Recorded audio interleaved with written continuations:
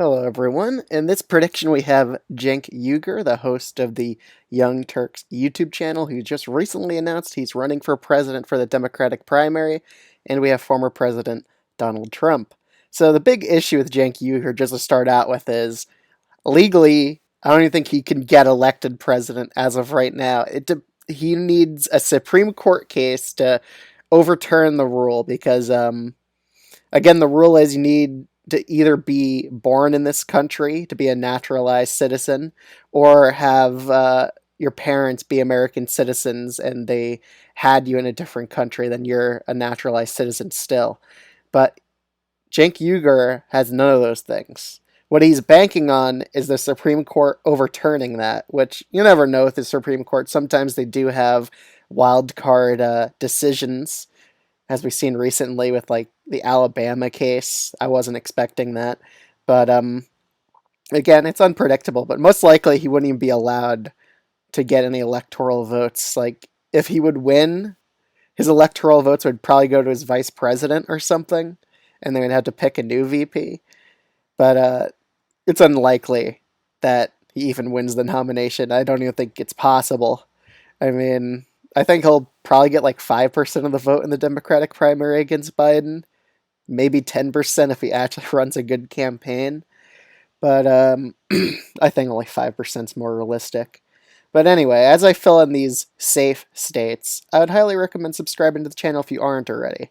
We're almost at 1,000 subs. I really think we could probably hit that by the end of 2023 or early 2024. I really think we could hit that goal. But other than that, let me just continue filling in the safe states. I really think this would be kind of an easy matchup for Donald Trump to win, but let's go state by state through this. So the first state, again, Cenk Uygur, he's a progressive, so obviously that would definitely help him out in the state of Colorado. Most Democrats will be able to win the state of Colorado by over 10. It's really not going to be competitive anymore. In Iowa and Ohio, however, there's a lot of controversy with Cenk Uygur in the past, so again, I could see that hurting him with independent voters. So he really wouldn't win over those more moderate voters either, because he is pretty left wing.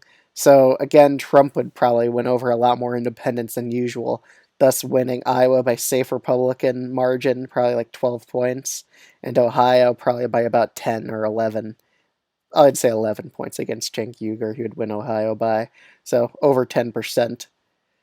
So solid red Ohio. The next few states, let's see. Florida, I think would be about like a 9-point victory against Cenk Uygur. I don't really see him inspiring that much turnout with Latino voters or winning over independents in this state, considering that they view most progressives here as just socialists slash communists, the Cuban voters in the state of Florida. And Cuban voters are a key block in Florida. That's the reason Florida turned so red from the 2016 to 2020 election. All that margin in Miami-Dade down there. In Alaska, I don't see it being competitive either. It's a safe Trump state. Texas would also be likely Republican. I could see Trump doing a lot better from 2020, maybe even winning the state by 7 points or even 8 against Cenk Uygur. He's a bit of a weak candidate for a lot of independent voters. You would definitely lose them there. The state of New Mexico, even Cenk Uygur, a pretty weak Democratic candidate, even he would still win New Mexico, but only by a lean blue margin instead of safe blue, which is quite the reduction from the 2020 election. In Arizona and Nevada, just due to independents probably leaning away from Cenk Uygur just because he probably is a bit too left-wing and a lot of the controversies around him, I could see him losing both these states by lean Republican margins to Donald Trump. However, you could see Cenk Uygur still winning in Nebraska second, but by a much more reduced margin of only a 2% win.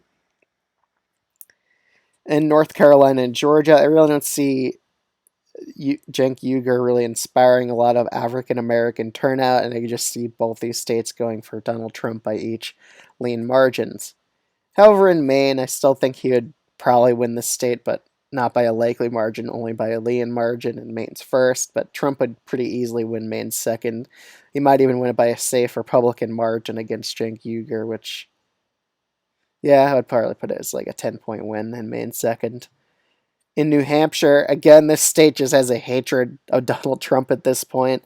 even such a weak candidate like Cenk Uygur would probably be able to get a narrow victory here of only like 2% instead of the usual 7 or 8 in New Hampshire. Same with Virginia, it'd be a lot closer than usual, but this state just has a hatred of Donald Trump as well, so I could see this also going towards Cenk Uygur. In Wisconsin, I think this would be a relatively easy victory for Donald Trump. He would definitely get a lot more populist turnout, get the rurals to go very hard for him, and they would get very high turnout. And again, I could see much more reduced turnout in the urban areas because of the controversies around Cenk Uygur. So I have Wisconsin is going lean Republican and Pennsylvania as well. Even though Cenk Uygur is very pro-union, again, there was controversy around that with the Young Turks company when he was trying to prevent them from unionizing, I believe. I read about that. So again, it could be voters could see Cenk Uygur as a bit hypocritical on that front in the Rust Belt, which is why he loses Wisconsin, Pennsylvania so badly, and just in general the controversy around him. The state of Minnesota, however, I still think he would win it. I still think he's not the worst candidate in the world, but he would only win it by like 3 points or so. The state of Michigan, I think even this state would flip against Cenk Uygur, thus giving Trump a bigger electoral victory than he had in 2016.